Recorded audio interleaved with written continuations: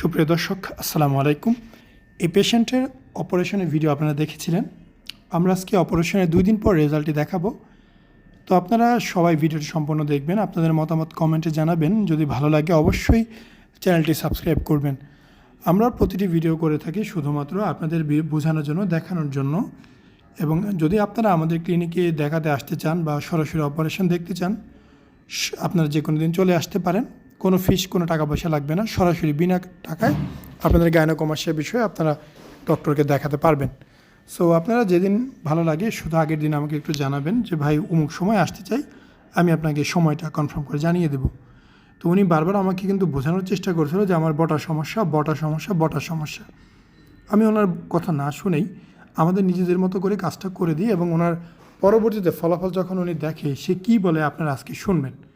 আপনারা শুনবেন, আপনাদের প্রবলেমগুলো আমাদেরকে হোয়াটসঅ্যাপ বা ইমোতে জানাবেন এবং আমাদেরকে অবশ্যই আমাদের চ্যানেলটা সাবস্ক্রাইব করে রাখবেন।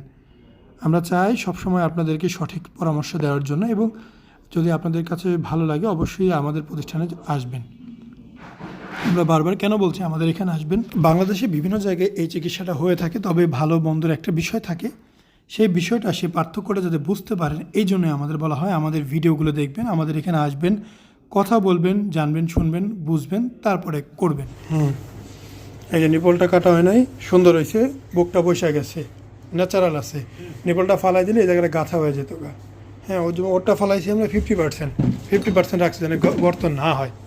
তো এই জন্য বেল পরে দেন ওরে। এই জন্যই আমরা বলি,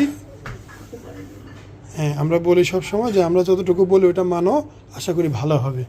তারপরে যদি রুগী চায় এটা পরবর্তীতে আমরা ফালাই দেবো, মানে রুগীর দায়িত্বে। না শেষ, ওই যে ওটা নিলাম, এটা নিলাম। 1 মিনিটে একটা ভিডিও রাখি, রেজাল্ট শো না করলে কেমন হইব?